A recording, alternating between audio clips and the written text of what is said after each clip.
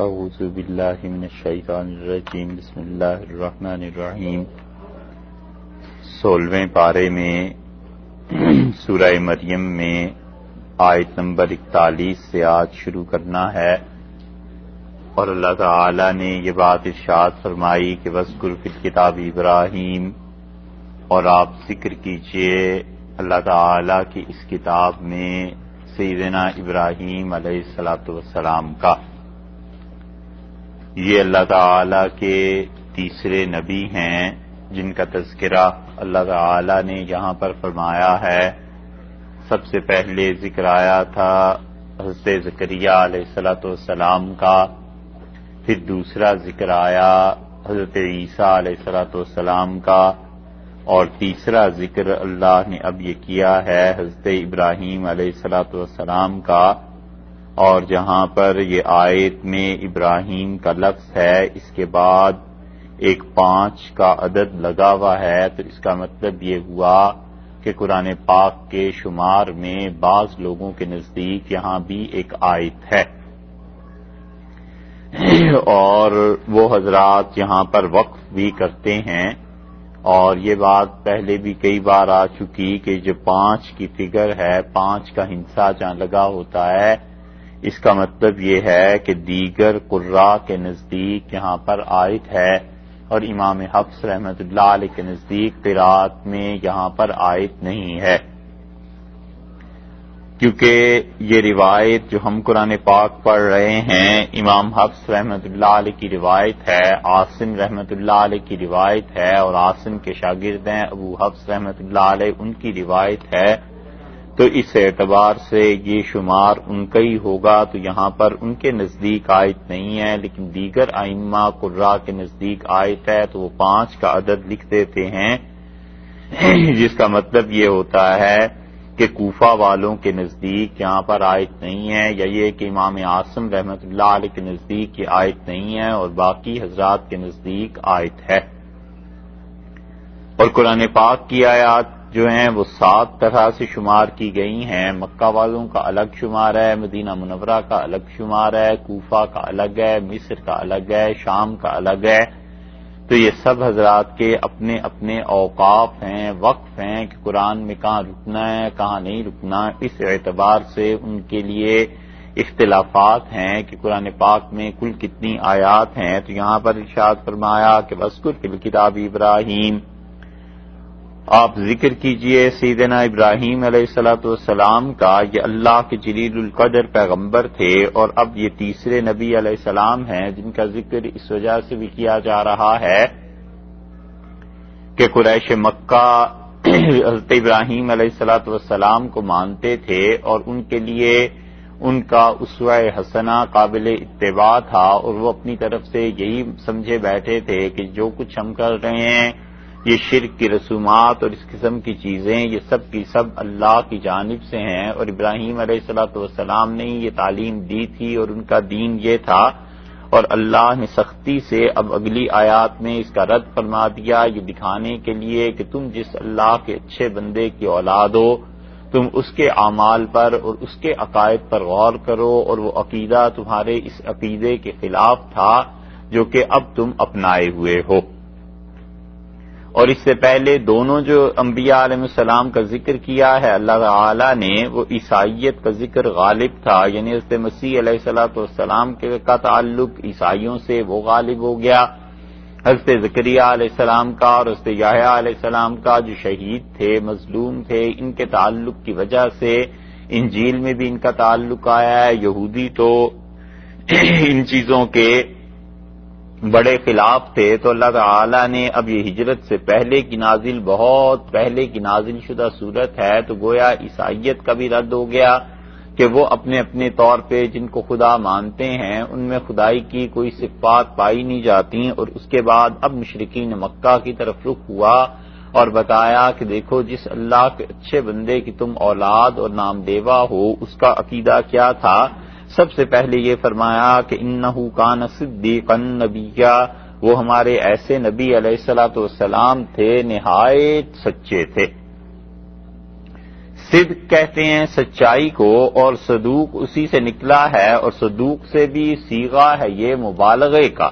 صدیقاً بہت ہی سچے تھے، اور اللہ تعالی نے یہ ایک لفظ کہہ کے ایک تو اس بات کا رد کر دیا کہ تورات وغیرہ میں جو آتا ہے کہ وہ جھوٹ بولتے تھے الیاذ باللہ، اس کا رد ہو گیا کہ وہ یقیناً سچے آدمی تھے، جھوٹ نہیں بولتے تھے۔ اور دوسری بات یہ بھی پتہ چلی کہ اللہ کی توحید پر قائم رہنا یہ انسان میں سچائی کی خصوصیت پیدا کرتا ہے، اور جو لوگ بھی شرک پہ رہتے ہیں ان کے مذہب کے اپنے پاؤں مضبوط نہیں ہوتے، وہ دین میں خود استقامت پہ نہیں ہوتے، اس لیے وہ کبھی کسی بت کی عبادت کرتے ہیں، کبھی کسی بت کی عبادت کرتے ہیں، تو گویا کہ وہ بھی عبادت سب کی سب جھوٹ ہوتی ہے، عقیدہ بھی جھوٹ پہ مشتمل ہوتا ہے، اور اس کے بعد ان کے اعمال بھی جھوٹ پر مشتمل ہوتے ہیں، اور اس کے مقابلے میں اللہ کی توحید وہ بھی سچائی، اور جو آدمی اس عقیدے کو رکھتا ہے وہ بھی سچا ہے، اور اس کے اعمال بھی سچائی پر مبنی ہوتے ہیں۔ اس لیے ارشاد فرما دیا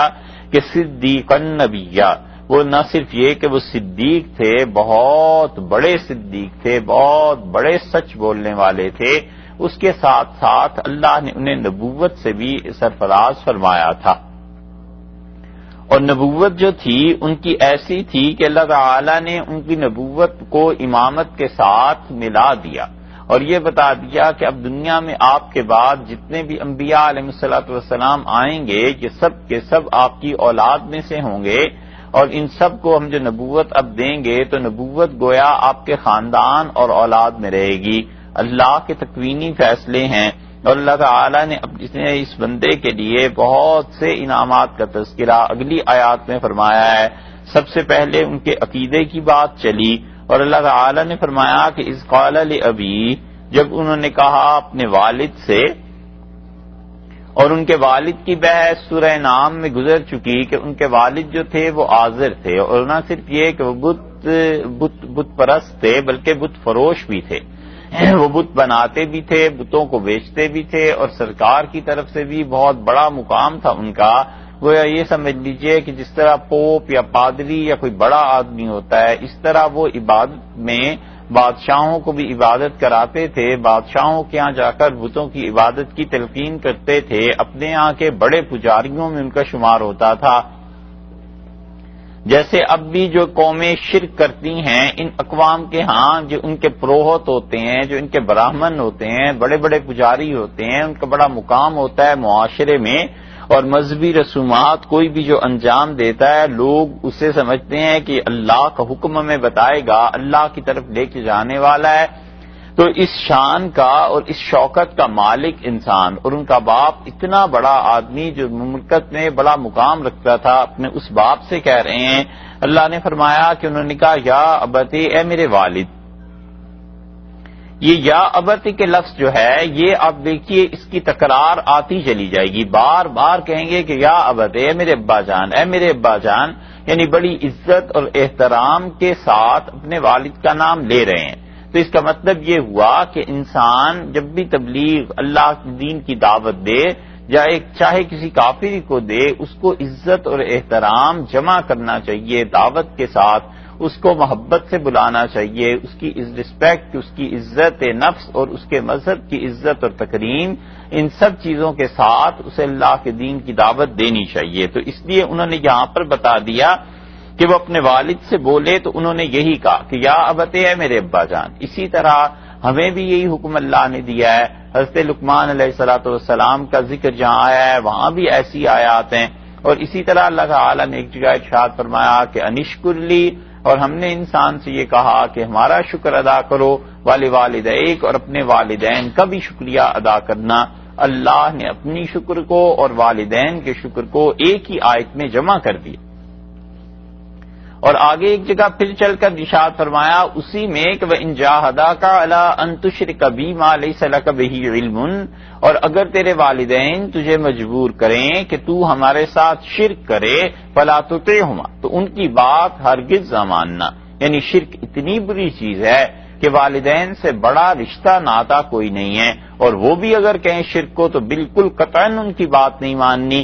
لیکن ان کی بات جب نہیں ماننی، گھر میں فساد بڑھ جائے گا اور زندگی گزارنا دشوار ہو جائے گی، پھر آدمی کیا کرے؟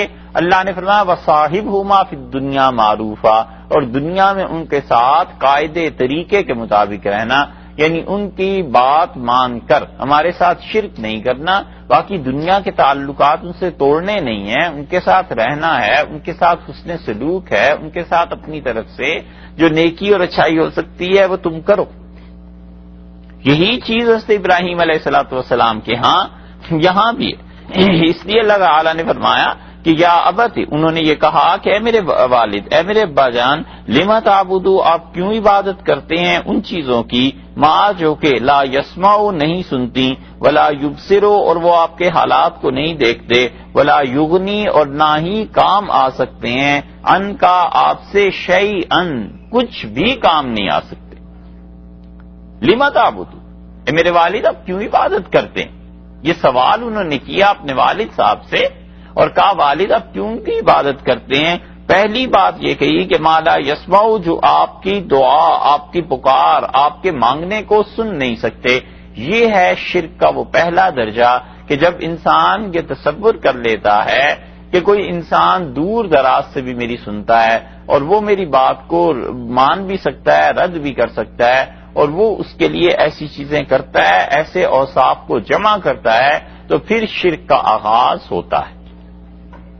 اللہ کی توحید اور وحدانیت میں جو اصول کی بات ہے، جو عقیدے کی بات ہے، بڑی واضح اور صاف ہے کہ ایک آدمی کسی آدمی کو پکارتا ہے، کسی بزرگ کی بھی پکار ہے، وہ کتنے طریقوں پہ مشتمل ہے۔ ایک طریقہ تو یہ ہے کہ کوئی آدمی کسی کو پکارتا ہے اس عقیدے اور نظریے کے تحت کہ میں یہاں بیٹھ کے ان کو پکار رہا ہوں، اور وہ کہاں ہیں؟ وہ ہندوستان میں ہے، وہ پاکستان میں ہے، وہ لندن میں ہے، کہیں ہیں، حتیٰ کہ اسی شہر میں کسی دوسری جگہ رہتے ہیں، اور میرے اس پکارنے کو وہ سنتے ہیں، اور سننے کے ساتھ ساتھ وہ نفع اور نقصان پر قدرت رکھتے ہیں۔ یہ جو اس کی پکار ہے نا یہاں بیٹھ کے، یہ ہے شرک، یہ ہے کفر۔ اس سے اسلام سے نکل جائے گا اور نکاح اس کا ٹوٹ جائے گا۔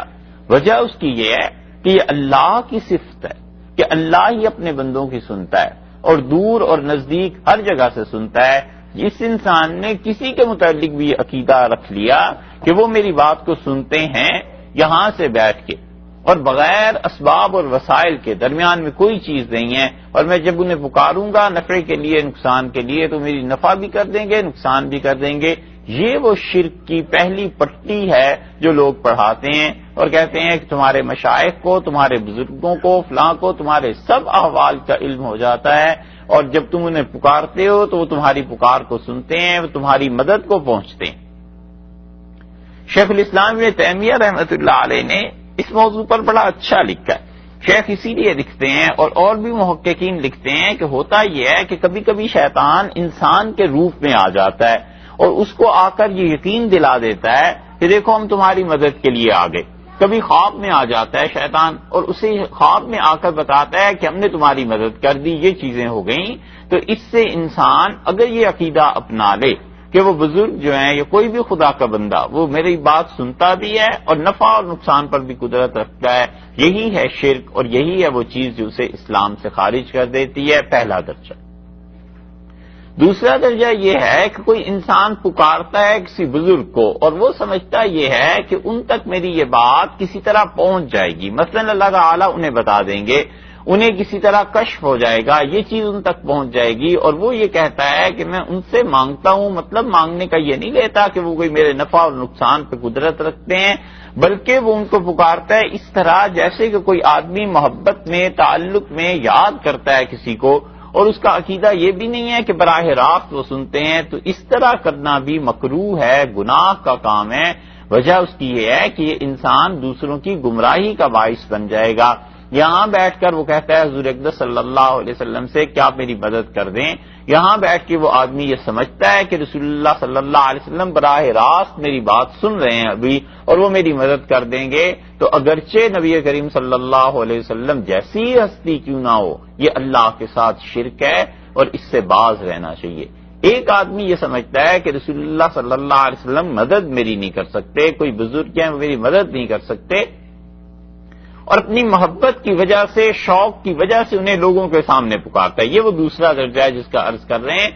اور وہ یہ سمجھتا ہے کہ میرا یہ پڑھنا یہاں پر، میرا یہ پکارنا ان کو اللہ تعالیٰ سنوا دے گا، فرشتے جا کر اطلاع دے دیں گے. مثلا حدیث میں آتا ہے کہ تم میں سے جو آدمی مجھ پہ درود پڑھتا ہے دنیا میں کہیں بھی، فرشتے اسے میرے پاس پہنچا دیتے ہیں، اور جو میری قبر پر آ کر پڑھتا ہے میں اس کو خود سن لیتا ہوں. یہ رسول اللہ صلی اللہ علیہ وسلم نے فرمایا، اور متعدد روایات میں یہ آیا ہے. اب وہ انسان یہ کہتا ہے کہ فرشتے پہنچا دیں گے تو ہم یہ کہتے ہیں کہ یہ شرک تو نہ ہوا، کیونکہ اس نے سمجھ لیا کہ فرشتے پہنچا رہے ہیں، وہ خود سے نہیں سن رہے. لیکن اس سے پوچھا جائے گا کہ بھی مدد کیوں مانگتے ہو؟ وہ کہتا ہے مدد مانگنے کا یہ مطلب ہی نہیں ہے کہ نفع اور نقصان کوئی رسول اللہ صلی اللہ علیہ وسلم کے یا کسی کے قبضے میں بھی ہے، بلکہ ایسی ہی ہے جیسے کبھی کبھی کسی انسان کو مشکلات پیش آتی ہے، جب تکالیف زیادہ ہو جاتی ہیں تو جس سے محبت ہوتی ہے اس کا نام لیتا ہے. مثلا کبھی کبھی آپ دیکھیے بیمار ہو جاتا ہے، 60-70 سال بڑھاپا آ جاتا ہے، بال سفید ہو جاتے ہیں، اور کہتا ہے ہائے ماں. والدہ یاد آتی ہیں نا، والد سے محبت ہو تو کبھی کبھی بالکل بے بس ہو جاتا ہے اور کہتا ہے والد آپ زندہ ہوتے تو دیکھتے کیا چیز. کبھی کبھی خوشی میں کہتا ہے کہ کاش والد ہوتے اور یہ چیز ہوتی تو کتنے خوش ہوتے. یہ ساری چیزیں وہ ایک حسرت کے طور پر کہہ رہا ہے، ایسے کہہ رہا ہے. تو یہ آدمی کفر نہیں کر رہا، اسے ہم شرک نہیں کہتے، لیکن ہم یہ ضرور کہتے ہیں کہ لوگوں کے سامنے اگر ایسے کرے گا تو یہ لوگوں کے عقیدے کو خراب کرنے والی بات ہوگی، لوگوں کے سامنے نہ کرے. تیسرا درجہ یہ ہے کہ کوئی آدمی بالکل تنہائی میں نبی کریم صلی اللہ علیہ وسلم کے متعلق ایسے جملے کہتا ہے، اللہ کے رسول آپ میری حالت دیکھ لیں، اللہ کے رسول آپ میری مدد کر دیں. تو بالکل تنہائی میں، جبکہ اس کا عقیدہ بھی درست ہے، کوئی اسے سن بھی نہیں رہا ہے، اور وہ صرف اپنے شوق اور محبت کے اظہار کی وجہ سے یہ باتیں کر رہا ہے، اس کو ہم کہتے ہیں کہ اس کے لیے مکروہ نہیں ہے. یہ ہے اعتدال کی چیزیں تینوں جو کہ فقہا نے لکھی ہیں، اور اس پہ فتویٰ دیا ہے کہ وہ اس ایکسٹریم پہ بھی نہیں پہنچ جاتے کہ ہر چیز کو شرک اور کفر قرار دے دیا جائے، اور وہ ادھر بھی نہیں جھک جاتے کہ ہر چیز پہ ہم یہ کہہ دیں کہ بس ساری چیزیں ٹھیک ہیں، بلکہ درمیان کا راستہ ہے کہ اس آدمی سے پوچھا جائے گا کہ یہ جملہ جو تم کہہ رہے ہو اس کی وجہ کیا. اس لیے شرک جو شروع ہوتا ہے وہ اسی بات سے شروع ہو جاتا ہے کہ لوگ سمجھتے ہیں کہ وہ یہاں پکار رہا ہے، اس پکار کو فلاں آدمی فلاں جگہ پر سن رہا ہے، اور اللہ تعالیٰ کے علاوہ کوئی نہیں ہے جو سنتا ہو، اور اللہ کے علاوہ ہے بھی کوئی نہیں جو اپنے بندوں کی مدد کو پہنچتا ہو. یہ ہوتا ایسے ہے کبھی کبھی کہ ایک درجہ یہ ہے کہ شیاطین آ جاتے ہیں اور شیاطین لوگوں کی مدد کرتے ہیں. اب وہ آدمی کسی مشکل میں گرفتار ہے اور خواب میں اس نے دیکھ لیا کہ فلاں بزرگ آئے تھے اور انہوں نے میری مدد کر دی. اس کی بھی دو حیثیتیں ہو جاتی ہیں. کبھی کبھی تو واقعی ایسے ہوتا ہے کہ اس بزرگ کی شکل میں وہ چیز دیکھتا ہے، اسے دکھایا جاتا ہے، یہ کہ وہ دیکھتا ہے، دونوں میں فرق ہو جاتا ہے. کبھی کبھی شیطان اسی بزرگ کے نام پر آ جاتا ہے، انہی کا نام لیتا ہے اور کہتا ہے بالکل ٹھیک. سارا دن الیاذ باللہ صحابہ کرام رضی اللہ عنہ پر تبرہ کرتے رہے، سارا دن رسول اللہ صلی اللہ علیہ وسلم کی ختم نبوت کی مخالفت کرتے رہے، اور رات کو شیطان آ گیا کسی شکل میں اور اس سے کہا تم نے بہت اچھا کیا، آج یہ جو تم نے عبادت کی ہے نا ہم اس سے بڑے خوش ہیں. کتنے ہی لوگ مرزائی ہو گئے محض اس بات پہ کہ ہم نے خواب میں یہ دیکھا تھا، ہمیں خواب میں فلاں نے آ کے کہا تھا کہ اس زمانے میں سب سے بڑا آدمی جو ہے، مجدد جو ہے اس صدی کا، وہ مرزا غلام احمد قادیانی. شیطان ایسے آ کے لوگوں کو گمراہ کرتا ہے. اس لیے خواب بہت وسیع میدان ہے اس بات کا کہ انسان کو اس میں دھوکہ لگ جائے اور انسان اس میں بہہ جائے، گمراہ ہو جائے. تینوں چیزیں انسان کو اچھی طرح سوچنی چاہیے کہ وہ کس دھارے میں بہہ رہا ہے. ایک ہے اس دنیا میں فلسفی، اور یہ سارے فلاسفہ ان یونان کے گمراہوں سمیت یہ سب کے سب اللہ تک پہنچنے کے لیے کوشش کرتے رہے، اور انہوں نے اپنا امام اور اپنا رہنما بنایا عقل کو، اور انہوں نے کہا ایک عقل ہوتی ہے کل، اور عقل ایک سے ایک ہی پیدا ہوتا ہے. پھر عقل جو 10ویں درجے کی تھی اس سے 9ویں درجے کے لوگ پیدا ہوئے، 9ویں درجے سے 8ویں درجے میں آ گئے، 8ویں درجے کے لوگ فلاں سیارے میں رہتے تھے، پھر 7ویں درجے میں آئے، پھر فلاں سیارے میں رہتے تھے، پھر زحل سے مشتری میں آ گئے، مشتری سے وہ نکل کے مریخ میں آ گئی، اس طرح سے نکل کے اس طرح یہ روحیں بنتی رہیں. اور یہ سارا نسب نامہ بیان کرتے ہیں. بڑی اچھی بات امام غزالی رحمۃ اللہ علیہ نے لکھی ہے. غزالی کہتے ہیں اس نسب نامے کو اگر کوئی بیان کرے کہ خدا تک کیسے پہنچے اور کتنی عقلوں کے واسطے سے پہنچے, تو غزالی رحمۃ اللہ علیہ کہتے ہیں کہ یہ سمجھا جائے گا کہ اس انسان نے کوئی گڑبڑ ہو گئی ہے, اس کے معدے میں کچھ زیادہ کھا لیا ہے, اس لیے یہ ایسے بھٹکے بہکے خواب اسے نظر آنے لگے ہیں. انہوں نے کہا کوئی عقل مند آدمی مان نہیں سکتا اس بات کو, کچھ یہ کہ اس راستے سے خدا تک پہنچیں گے.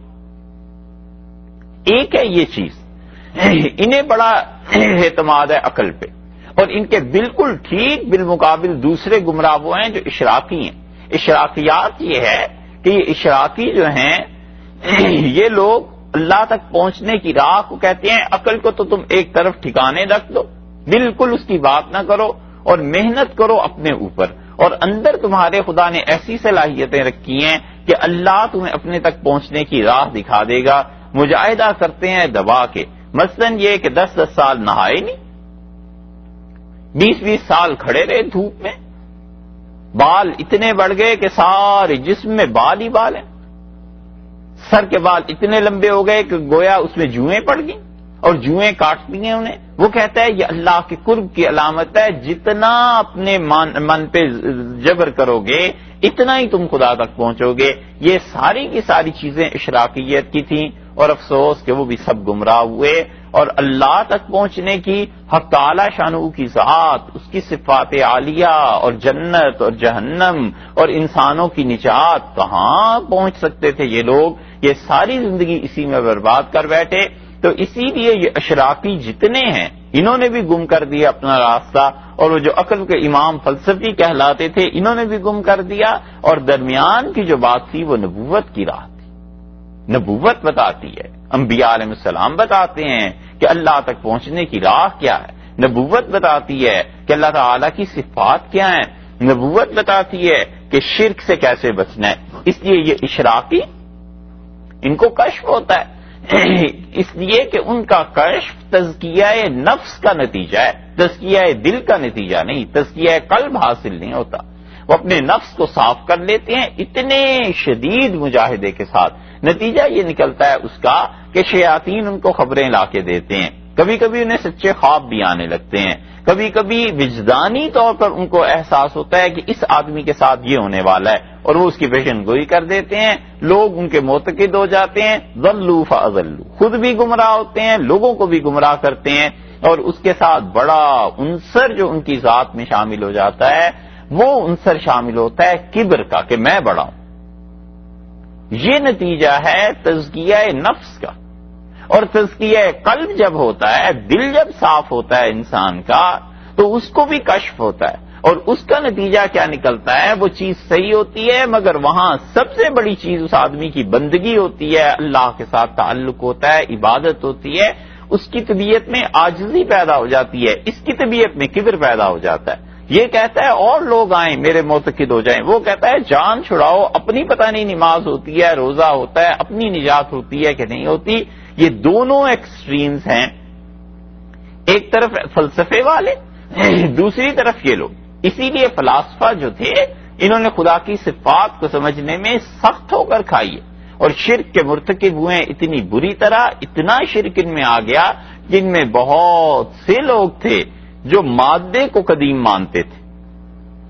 یہ نیوٹن کی تھیوری آپ پڑھیں, یہ جو کہتا ہے کہ میٹر جو ہے یہ پیدا بھی نہیں کیا جا سکتا اور تباہ بھی نہیں ہوتا, بلکہ اپنی شیپس کنورٹ کرتا رہتا ہے, یہ کیا ہے؟ دنیا میں کون سی چیز ہے ایسی جو تباہ نہیں ہو سکتی, اور کون سی چیز ہے ایسی جو نہ بنائی جا سکے نہ تباہ ہو سکے سوائے اللہ کی ذات کے. اور کوئی بھی چیز ایسی نہیں ہے جس پہ فنا نہ آئے, اللہ ہی کی ذات ہے جو نہ پیدا کی گئی نہ اس پہ فنا آتی ہے. یہ کتنی آسانی سے ایک جملہ ہے جو ہمارے لوگ رٹتے رہتے ہیں. پڑھاتے تھے نا, اب تو نئی نئی تھیوریز آ گئیں, پہلے یہی پڑھاتے تھے.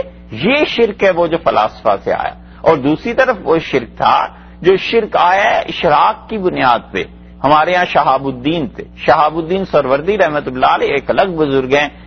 وہ تو خلیفہ تھے ان کے حضرت شیخ عبد القادر جیلانی رحمت اللہ علیہ کے.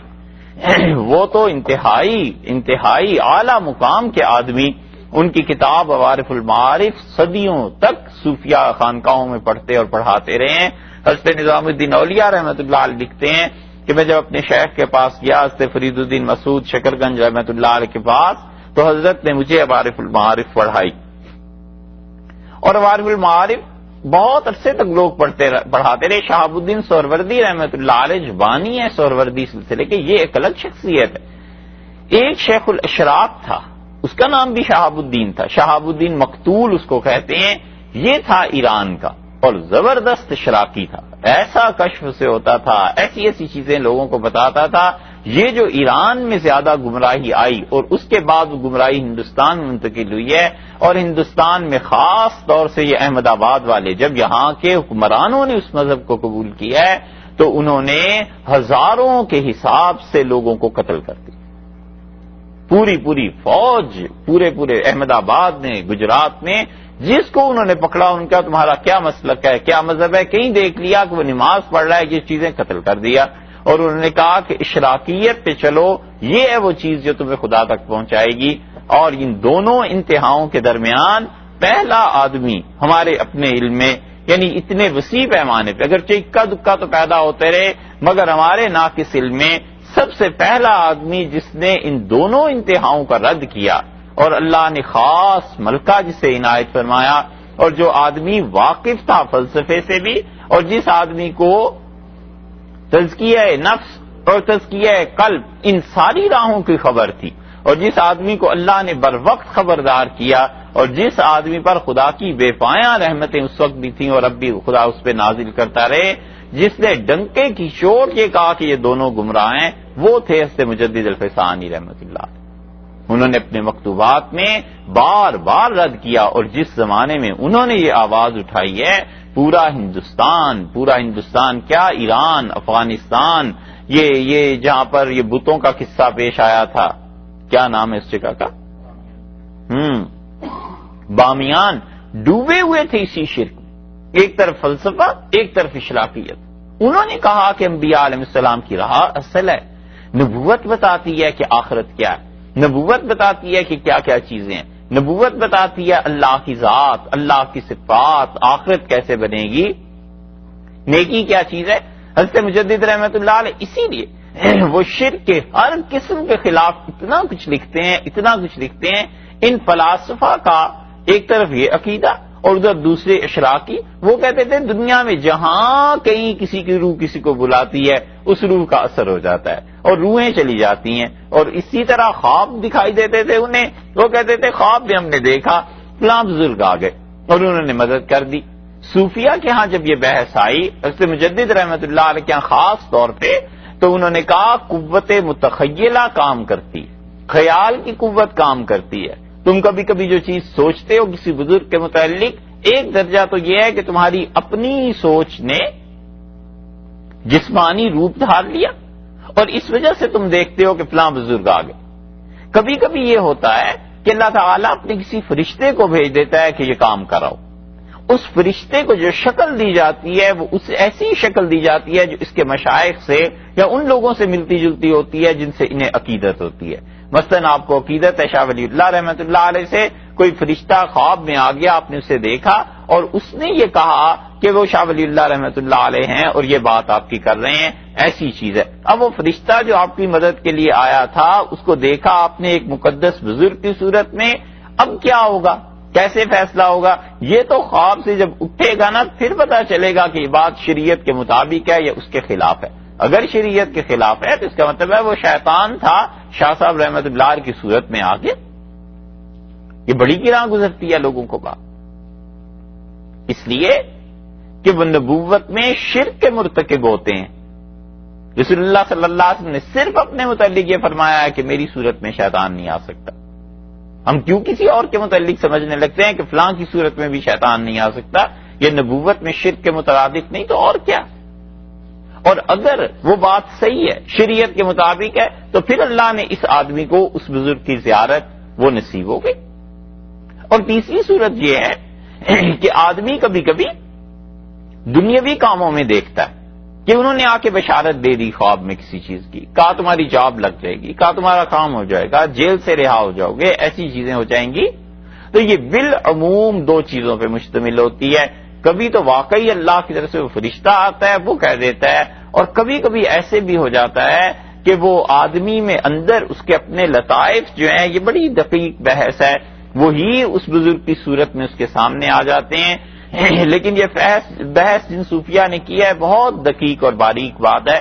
انشاءاللہ کسی دن آئے گی تو اس کو بھی تفصیل سے عرض کریں گے. لیکن اللہ کی توحید یہ سب چیزوں سے بالا اور بلند ہے. یہ کبھی بھی نہیں سوچنا چاہیے کہ ان بزرگوں کو میرے حالات کی اطلاع ہو گئی، ایسے خبر ہو گئی، یہ چیزیں ہو گئیں. وہ جو خواب ہے وہ اللہ کی طرف سے بشارت ہے، اگر ہو گئی تو ٹھیک ہے، نہ ہوئی تو ہمیں کیا ضرورت ہے اس چیز میں پڑھنے کی. خود شاہ ولی اللہ محدث دہلوی رحمۃ اللہ علیہ لکھتے ہیں کہ میری پیدائش سے پہلے میرے والد نے حضرت خواجہ قطب الدین بختیار کاکی رحمۃ اللہ علیہ کو خواب میں دیکھا، اور انہوں نے کہا کہ تمہارے یہاں بیٹا ہوگا اور اس کا نام میرے نام پہ رکھنا قطب الدین. اور قطب الدین بختیار کاکی رحمۃ اللہ علیہ اوش کے رہنے والے تھے. کہاں اوش، وہ روس سے بھی آگے جا کے، اور وہ کہاں سے چلے اور کہاں پہنچے.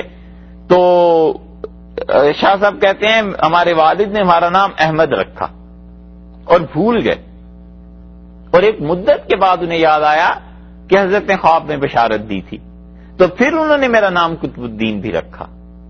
یہ چیزیں صحیح ہیں، آئے ہوں گے حضرت خواب میں بھی، بشارت بھی ہوئی ہوگی، لیکن وہ حضرت ہی تھے یا وہ فرشتہ تھا، یا یہ کہ حضرت کے اندر جو عقیدت تھی اس عقیدت نے، خیال نے وہ روپ ڈھال لیا. یہ سب احتمالات ہیں.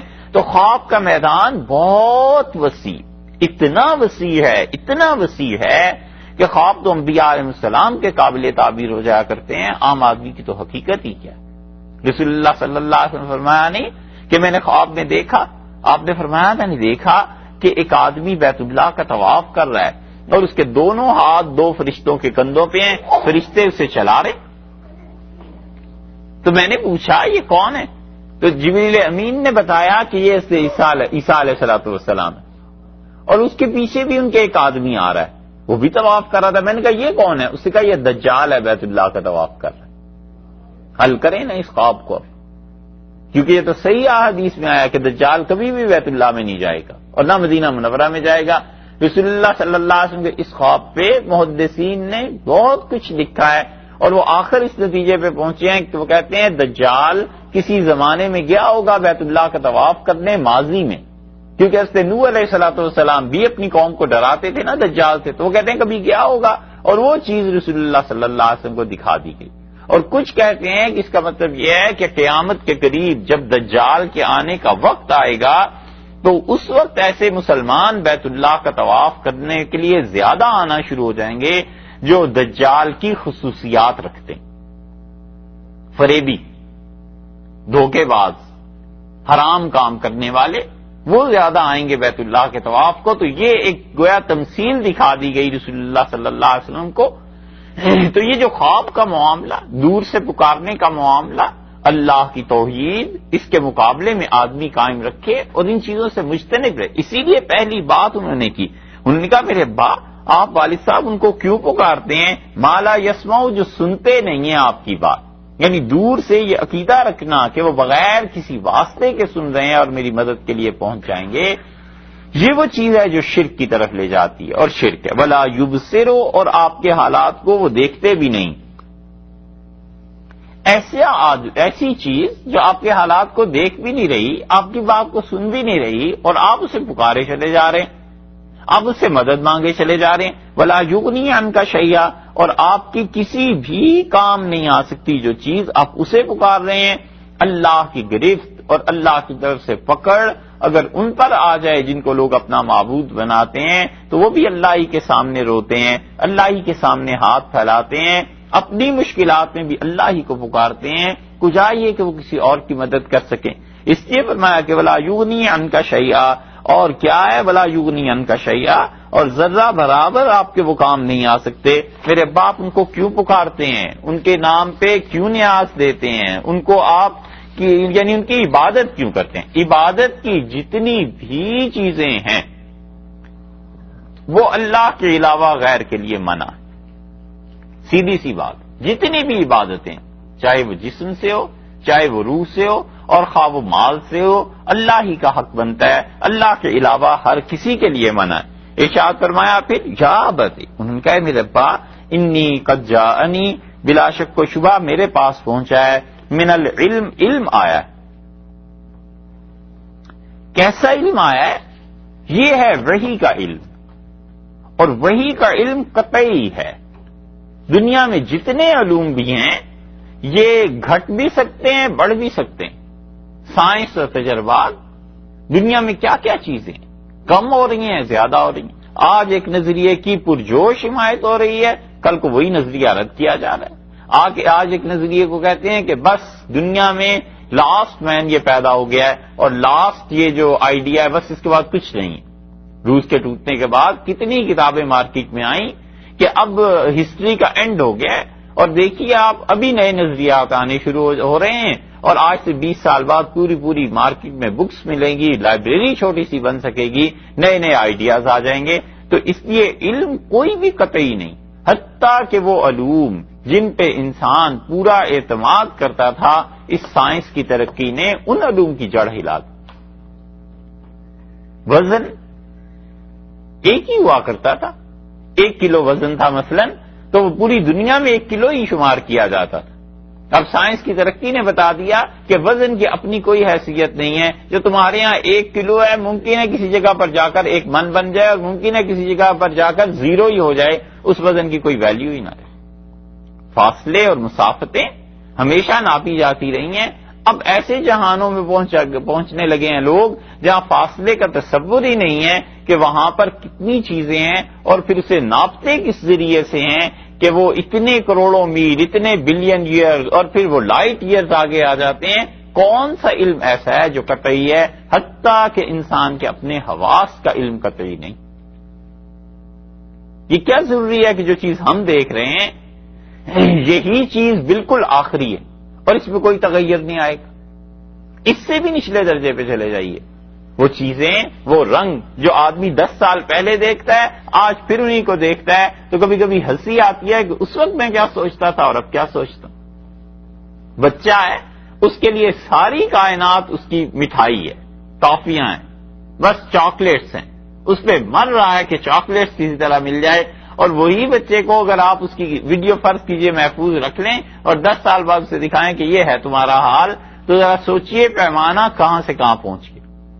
ایک ہی چیز ہے اس پوری دنیا میں جو قطعی ہے اور حقیقی اور حتمی اور آخری ہے، وہ جو فیصلہ کر دے دنیا ہل جائے، ادھر سے ادھر ہو جائے، اس علم میں کچھ فرق نہیں آتا، اور وہ وہی۔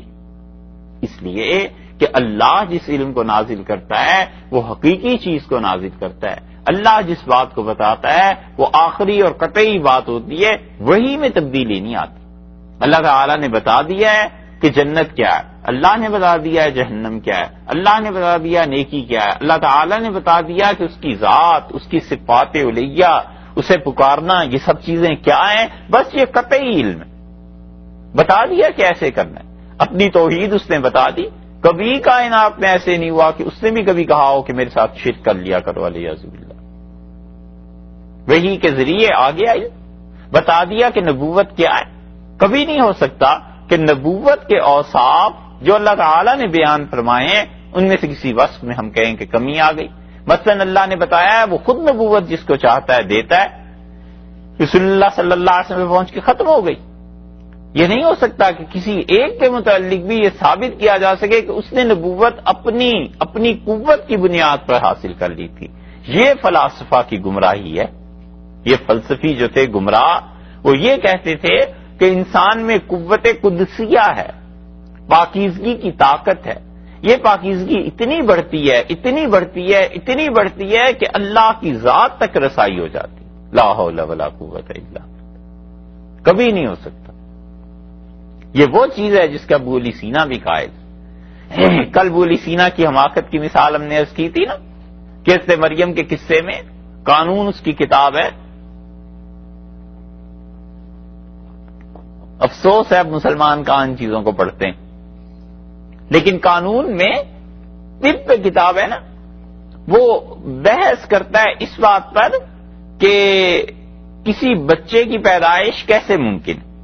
اور اس میں چلتے چلتے لکھتا جاتا ہے، پھر آگے چل کے لکھتا ہے کہ عین ممکن ہے کہ خاتون کے جسم میں خود ہی ڈیولپمنٹ ہو اور اتنی زیادہ ہو جائے کہ اس کے اپنے ہی جسم کے اندر اپنی ہی طاقت سے ایک بچے کی پیدائش ہو جائے. تو کہتا ہے ممکن ہے کہ کسی مرد کے ساتھ اس کا تعلق نہ ہو اور بچہ جو ہے وہ خود بخود ہی بننا شروع ہو جائے. اب یہ سارا چکر ہے کس لیے؟ اس لیے یہ ثابت کرنا ہے کہ حضرت عیسیٰ علیہ السلام کی پیدائش کوئی معجزہ نہیں تھی. بس مریم کے اندر ایسی تبدیلیاں آ گئی تھیں علیہ السلام کہ وہ خود بخود ہی عیسیٰ علیہ السلام بن گئے. اب بھلا کوئی پوچھے کہ حضرت عیسیٰ علیہ السلام چلو خود ہی بن گئے تھے اور مریم علیہ السلام میں اتنی تبدیلیاں آ گئی تھیں، تو کائنات میں ان سے پہلے اور ان کے بعد اور کوئی خاتون ایسی کیوں نہیں ہوئی جن میں اتنی تبدیلیاں آ جاتی؟ اور اللہ کو ضرورت پھر کیا تھی اتنی تفصیلات بیان کرنے کی؟ کہ ایک فرشتہ آیا، اس نے یہ کہا، انہوں نے یہ کہا، کل کی آیات ساری اس پہ گزری. تو بات کیا ہے؟ معجزے کا انکار کرنا کہ معجزات نہیں ہوا کرتے، اصل حقیقت کچھ نہیں ہوتی ان کی. ایسے ہی علم کے معاملے میں ٹھوکریں لگتی ہیں انہیں، اور ایسی ٹھوکریں لگتی ہیں کہ کبھی کبھی پڑھ کے ہنسی آتی ہے، حتیٰ کہ شبہ پیدا ہوتا ہے کہ پتہ نہیں انہوں نے کہا بھی تھا یا نہیں کہا تھا. کیونکہ ہمارے ہاں بہت بڑا ایک نقصان کی چیز یہ بھی ہوئی ہے جو علم رکھنے والوں کے لیے بہت اہم انکشاف کی بات بھی ہوتی ہے. انہیں سوچنا چاہیے کہ مسلمان فلسفیوں کے ہاں، ابو علی سینا کے ہاں، فارابی، کندی، یہ جتنے تھے، ان کے ہاں ارسطو کی جو کتابیں آئی ہیں اور افلاطون کی جو کتابیں آئی ہیں وہ ترجمہ ہو کر آئی ہیں، ڈائریکٹ ان کتابوں تک رسائی نہیں ہوئی. اور ترجمے میں جو جس نے لکھ دیا ہے انہوں نے اس پہ اپنی بنیاد کھڑی کر لی. اب حقیقت میں انہوں نے کیا لکھا تھا وہ تو اب پتہ چل سکتا ہے، اس لیے کہ دنیا میں علم عام، نسبتاً معلومات عام ہو گئی. خیر علم تو اٹھ گیا، معلومات عام ہو گئی، ان کی اصل زبان تک رسائی ہو جائے. اب آثار قدیمہ تک بات چلی جائے، پھر پتہ چلے کہ ارسطو کے معاصر کیا کہتے تھے. اس لیے بہت سی چیزیں جو وہ لکھتے ہیں ہمیں تو شبہ ہی ہوتا ہے کہ پتہ نہیں کہتے بھی ہوں گے یا نہیں کہتے ہوں گے. مثلاً ارسطو سے پوچھا گیا کہ مینڈک کیسے پیدا ہوتے، تو اس نے اس پہ بحث کی اور اس نے کہا کہ یہ جو پتے گرتے ہیں یہ مسلمانوں نے نقل کیا ہے، ہم نہیں کہتے ارسطو نے کہا تھا یا نہیں کہا تھا. اس نے کہا رات کی تاریکی میں یہ جو پتے گر جاتے ہیں درختوں سے پانی پہ تو یہ کچھ عرصے کے بعد مینڈک بن جاتے ہیں. اب یہ ایسی مذہقہ خیز بات ہے جسے پڑھ کے بڑی ہنسی آئی کہ یا اللہ ارسطو جیسا آدمی یہ کہتا رہا ہوگا، اور شبہ ہوتا ہے کہ پتہ نہیں اس نے کہا تھا یا نہیں کہا تھا. اس لیے علم اس کا تو یہ حال ہے، ایک ہی علم ہے قطعی، اور وہ علم ہے وحی کا. حتیٰ کہ اللہ اتنے زیادہ اپنے بندوں پہ مہربان ہے کہ اس نے وحی کے علم کو، انبیاء علیہ الصلوۃ والسلام کو جو علم دیا ہے اس میں بھی تقسیم کر دی. اللہ نے فرمایا ایک وہ علم ہے جو تجربے سے حاصل ہوتا ہے انبیاء علیہ السلام کو، اور وہ تجربے کا علم عین ممکن ہے کہ غیر نبی کا نبی سے بڑھ جائے. بڑی نازک بات. اور ایک علم قطعی وہ ہے جو میں اپنی ذات، اپنی صفات، آخرت، نبوت، تقدیر، انسان کی کس میں فلاح ہے، آخرت میں کیسے کامیابی پائے گا، ایک یہ علم ہے جو میں دیتا ہوں، اس میں تو کوئی تبدیلی نہیں ہو سکتی، اور اس میں نبوت سے زیادہ علم کسی کو ہو بھی نہیں سکتا. نبی علیہ السلام ہی جانتے ہیں کہ کیا کیا چیزیں. اور جہاں تک دوسری چیز کا تعلق ہے، رسول اللہ صلی اللہ علیہ وسلم مدینہ منورہ میں آئے اور پرانے کاشتکاری کے طریقے کے مطابق جب کھجور پہ پھول پڑتے تھے تو وہ اس درخت کے مادہ اور نر کھجوروں میں تھا، تو وہ اس کے زردانے کیا کہیں، وہ اس میں جو بیج پڑتے ہیں وہ ایک دوسرے کے ساتھ اٹھا کر ملا دیتے تھے. تو نتیجہ یہ کہ ان کے ملاپ میں کھجوروں پر پھل پیدا ہو جاتا تھا، کھجور کے درخت پہ. رسول اللہ صلی اللہ علیہ وسلم نے ایک مرتبہ یہ دیکھا اور آپ نے فرمایا کہ اگر تم یہ نہ کرو تو پھر ان لوگوں نے نہیں کیا، اور اس سال مدینہ منورہ میں پھل ہی نہیں ہوا. تو لوگوں نے شکایت کی کہ اللہ کے رسول آپ کے کہے پہ ہم نے کیا تھا. تو آپ نے فرمایا کہ دیکھو جہاں تک دنیا کی ان چیزوں کا تعلق ہے، انتم عالم بامور دنیاکم، اپنے دنیا کے یہ کام تم ہم سے زیادہ اچھے جانتے ہو. یہ تقسیم ہے علم کی بھی کہ ایک علم جس کی بنیاد تجربہ ہے، نبی صلی اللہ علیہ وسلم نے فرمایا مجھے جس چیز کا تجربہ نہیں ہے تمہیں تجربہ ہوگا، بس ٹھیک ہے تم اپنے کام کرو. اور ایک وہ علم ہے جس کی بنیاد وحی ہے، تو وحی کی بنیاد پر جو علم ہے اس میں تو سوال ہی پیدا نہیں ہوتا کہ غیر نبی جو ہے وہ کہیں اس سے بڑھ جائے، کوئی سوال ہی. انہوں نے کہا میرے ابا میرے پاس علم آیا ہے، اللہ نے علم دیا ہے کس چیز کا؟ وحی کے ذریعے. خطا کا کوئی احتمال ہی نہیں ہے ما لم یاتی کا، ابا جو آپ کے پاس نہیں آیا. والد سے کہتے ہیں اللہ تعالی نے آپ کو وہ علم نہیں دیا جو اللہ نے مجھے دیا ہے، فتبعنی آپ میری پیروی کیجئے، اہدی کا میں آپ کو لے کے چلوں گا، میں آپ کو دکھا دوں گا، آپ کو پہنچا دوں گا، سجھا دوں گا صراطا سویا، ایسی راہ جو بہت سیدھی راہ ہے، آپ میرے پیچھے چلی. خوش ہونا چاہیے تب آپ کو کہ بیٹا جو ہے اس کا علم زیادہ ہو گیا، بیٹے کو اللہ نے مہربانی کی، لیکن وہ جو ذہن تھا نا تنگی کا اس سے نہیں نکل سکا. یہی وہ چیز ہے جو اقبال نے کہی ہے. انہوں نے کہا کہ تعمیر نو سے ڈرنا، طرز کہن پہ اڑنا، منزل یہی کٹھن ہے قوموں کی زندگی میں. تو وہ اڑ گیا اپنی بات پہ. اس نے کہا نہ، حضرت ابراہیم علیہ السلام نے صاف بتا دیا، انہوں نے کہا میری پیروی کر لیجیے. اس سے معلوم ہوتا ہے کہ بے علم لوگوں کو اہل علم کی پیروی کرنی ہے، اس کے بغیر کام نہیں چلتا. کیونکہ یا تو آدمی اتنا ہی علم حاصل کرے، ہر کوئی چھوٹا علم میں بڑے علم والے کی پیروی کرتا ہی ہے، اور یہ کائنات میں ہوتا ہی آیا ہے، کوئی نئی بات تھوڑی ہے.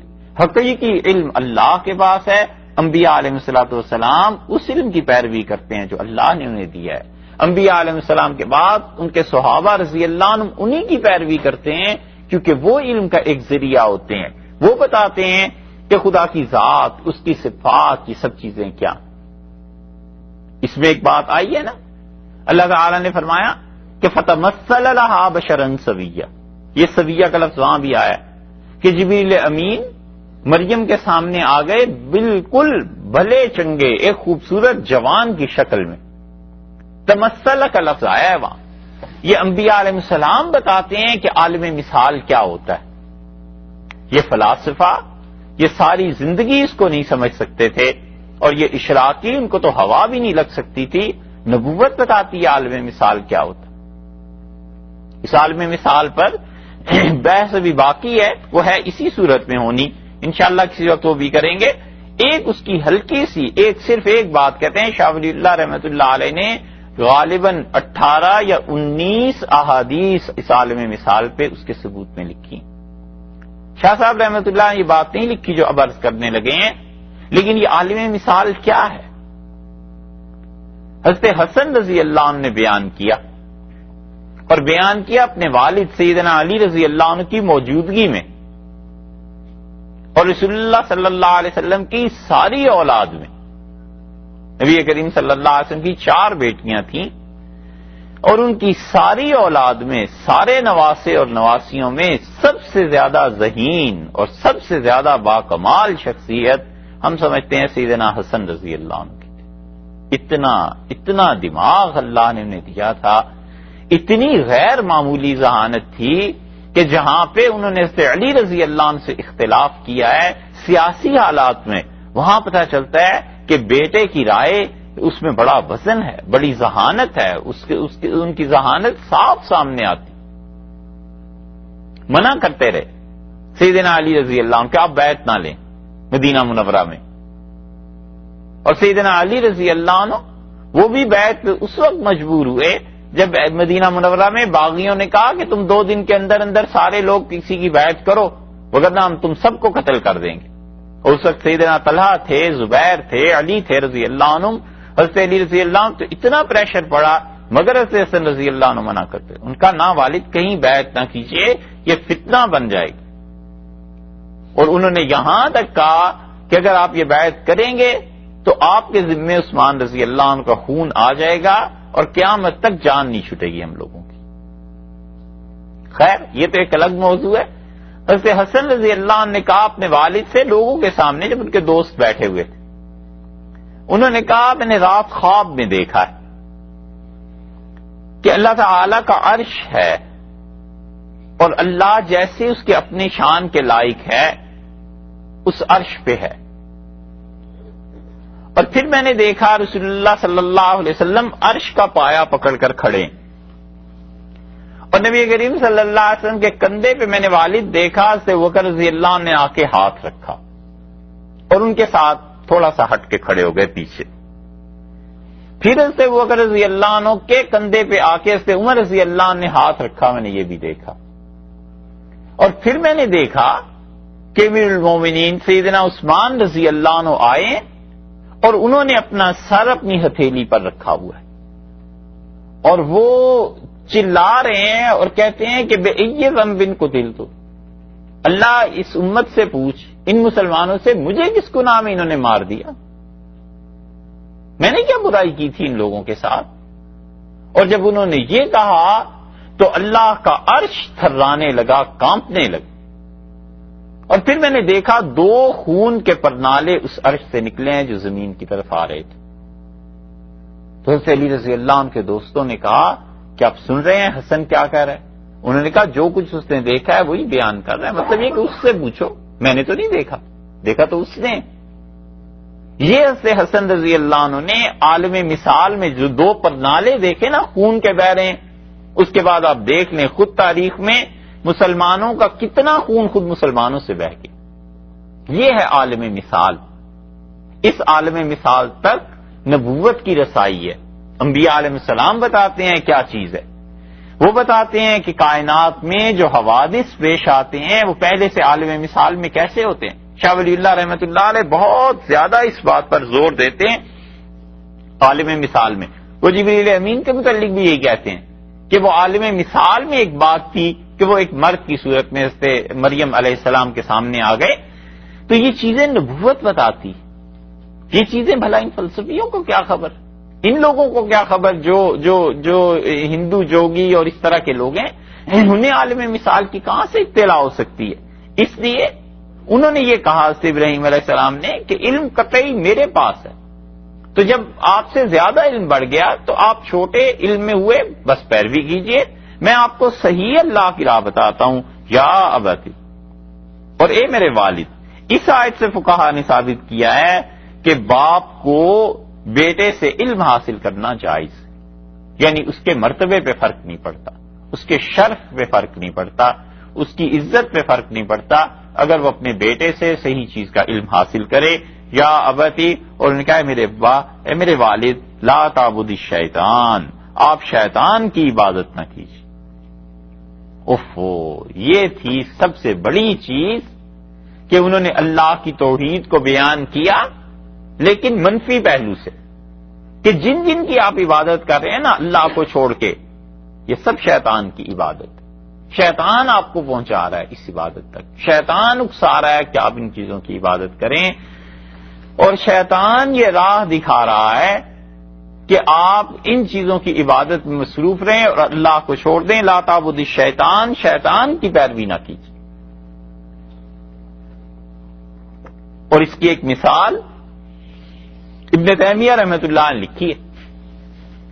مصر میں ایک جگہ بہت لوگ جاتے تھے اور عبادت کی وہ چیزیں, نظر, نیاز, پکارنا, سجدے کرنا, پیسے چڑھانا, یہ سب چیزیں وہ کرتے تھے وہاں پر ایک قبرستان میں. اور مسئلہ یہ تھا کہ جس گھوڑے کو کوئی بیماری لگ جاتی تھی اس گھوڑے کو وہاں لے جاتے تھے, اور گھوڑے کو بیماری یہ لگ جاتی تھی کہ کئی دن تک اس کا معدہ خراب رہتا تھا, اور وہاں جا کر اس کا معدہ ایسا جاری ہو جاتا تھا کہ جو کچھ وہ کھاتا تھا اسے روکنا مشکل ہو جاتا تھا, پیٹ اس کا صاف ہو جایا کرتا تھا. یہ آہستہ آہستہ جاہلوں میں بات بڑھی, جو تانگے چلاتے تھے, جو ایسے کام کرتے تھے, جو فوجی تھے, اور پھر تو وہ مشہور ہو گئے بزرگ وہ قبرستان کہ وہاں پر جا کر ہر کوئی جس کا گھوڑا بیمار ہوتا ہے وہیں لے جاتا ہے. تو شیخ فرماتے ہیں ہم نے تحقیق کی کہ آخر یہ ہے کیا مسئلہ, تو پتہ چلا کہ وہاں پر کافروں کی قبریں. تو میں نے انہیں کہا کہ رسول اللہ صلی اللہ علیہ وسلم نے فرمایا تھا کہ کافر کو جب قبر کا عذاب ہوتا ہے تو سوائے انسان اور جنات کے سب اسے سنتے ہیں. اور میں نے کہا یہ شفا نہیں ہوتی. جب تم اپنے گھوڑے کو لے کے جاتے ہو اور وہ ان قبروں میں عذاب کو محسوس کرتا ہے تو وہ اپنے آپ پہ قابو نہیں رکھ سکتا اور اس کی یہ حالت پیش آ جاتی ہے جو تم دیکھتے ہو. تم سمجھتے ہو یہ بزرگ ہیں، حالانکہ انہیں تو قبر میں عذاب ہو رہا ہے. یہ اس عذاب کے اثرات گھوڑے پر پڑتے ہیں، اس لیے وہ اچھلنا شروع کر دیتا ہے اور ایسی حرکتیں اس سے ہوتی ہیں. ایسی چیزیں لوگ کیسے کیسے گمراہ کرتا ہے شیطان بھی. تو انہوں نے کہا لا تعبد الشیطان، میرے ابا شیطان کی عبادت نہ کیجیے. ان الشیطان، بلا شبہ شیطان، کانا وہ ہے للرحمن عصیا، رحمان کے لیے عصیا، نافرمان ہو گیا، بے حکم ہو گیا اللہ کا. یہاں سے ابراہیم علیہ السلام نے اللہ کا لفظ نہیں استعمال کیا، یہاں رحمان کا لائے. تو رحمان کا لفظ جو ہے اصل میں یہ بتانا تھا کہ وہ سراپا رحمت ہے، سر تا سر رحمت ہے. اللہ کی ذات وہ ایسی رحمت ہے کہ وہ کافروں تک پر مہربان ہے. مگر شیطان ایسی عظیم ذات کا، رحمتوں کا جو مرکز اور منبع ہے اور جہاں سے رحمتیں آتی ہیں، شیطان اس کا بھی نافرمان ہے. حالانکہ وہ بڑا معاف کرنے والا ہے، بڑی مہربانی اور عنایت والا ہے.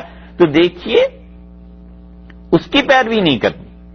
بار بار یہ بات کہہ رہے ہیں لیکن مختلف انداز میں. تو انہوں نے اللہ تعالی کی رحمانیت کی صفت کو زیادہ نمایاں کیا کہ شیطان اس ذات کا نافرمان ہو گیا ہے جو معمولی باتوں پہ بھی معاف کر دیتی ہے. آدمیوں کا ذرا سا رجوع اور طلب و معاف فرما دیتے ہیں، ذرا سا آدمی ان کی طرف جائے وہ کھینچ لیتے ہیں. اتنی رحمت کے باوجود یہ ایسا نالائق ہے کہ اللہ کی رحمت سے نکل گیا اور اللہ تعالی کی رحمت میں یہ نہیں آیا. یا ابتی، اے میرے والد. یہ پھر انہوں نے وہی لفظ کہیں، بار بار کہتے ہیں میرے ابا، میرے والد. اس کا جواب تو یہی ہونا چاہیے تھا کہ میرے بیٹے، لیکن جو جواب آگے آ رہا ہے وہ بھی دیکھ لیجئے. انہوں نے کہا یا ابتی، اے میرے ابا، انی اخاف، میں ڈرتا ہوں، ان یمسکا، کہ آپ کو چھو لے، آپ کو لگ جائے، عذاب من الرحمن، ایک آفت خدا کی طرف سے، رحمان کی طرف سے کوئی مصیبت پڑ جائے. اللہ تعالیٰ کبھی کبھی مصیبت بھیج دیتا ہے اور یہ مصیبت بھی کبھی کبھی رحمت کا پیش خیمہ بن جاتی ہے. خدا پکڑتا ہے کافروں کو بھی. اللہ نے بتایا ہے کہ ان کافروں کے ساتھ بھی خدا کی رحمت کا معاملہ کبھی کبھی ایسے ہوتا ہے. اللہ نے کہا فَأَخَذْنَاهُمْ بِالْبَأْسَاءِ وَالضَّرَّاءِ، ہم نے ان کافروں کو پکڑا تنگی بھیج کے، حالات کی سختی بھیج کے. مقصد کیا تھا؟ لَعَلَّهُمْ يَتَضَرَّعُونَ، شاید کہ وہ میرے سامنے رو پڑے، شاید کہ وہ گر گئیں، شاید کہ وہ آ جائیں اور ان حالات سے سبق حاصل کر لیں. اس لیے بہت مرتبہ مومن پہ جو تکلیف آتی ہے نا، وہ تکلیف اس رحمت کا پیش خیمہ ہوتی ہے جو رحمت اللہ نے بعد میں اس میں کرنی ہے. کیونکہ وہ سختی آ جاتی ہے تو آدمی اللہ کی طرف رجوع کر لیتا ہے، معافی مانگنے لگ جاتا ہے. تو اس کے بعد جو حالات ہیں وہ ٹھیک ہو جاتے ہیں، تنبیہ ہو جاتی ہے، ڈانٹ پڑ جاتی ہے، پھر اس حرکت کی طرف نہیں جاتا، پھر اس راستے کو چھوڑ دیتا ہے کہ پہلے بھی ایسی حرکت کی تھی، اس وجہ سے یہ برکات، یہ انوار، یہ آسانیاں جاتی رہیں. انہوں نے کہا ان کے مسک عذاب من الرحمان، میرے والد اللہ کی طرف سے، رحمان کی طرف سے کوئی تکلیف آ جائے، کوئی آفت آ جائے، مجھے اس بات کا خوف ہے. فتکونا، سو ہو جائیں گے للشیطان ولیا، آپ کیا ہو جائیں گے؟ پھر تو ہو جائیں گے آپ شیطان کے ساتھی. یعنی کفر کی وبال سے کوئی آفت آ گئی تو مدد مانگنے کے لیے آپ چلے گئے شیطان سے اور بتوں سے، تو پھر آپ شیطان کے پکے ہی دوست بن جائیں گے. اور ہوتا بھی یہی ہے کہ شرک جو لوگ کیا کرتے ہیں وہ کئی مرتبہ جب مصیبتیں آتی ہیں تو بجائے اللہ کی طرف رجوع کرنے کے پھر وہ بھاگتے ہیں بتوں کی طرف، پھر وہ اللہ کے علاوہ غیر کی عبادت اور پرستش میں چلے جاتے ہیں. اس لیے ابراہیم علیہ السلام نے کہا کہ میرے ابا یہ نہ ہو کوئی تکلیف آ پہنچے اور آپ پھر شیطان کے دوست بن جائیں، یعنی شیطان کو اپنا کارساز بنا لیں اور اس کے کہنے پہ اللہ کو چھوڑ کے دوسروں کی عبادت کرنے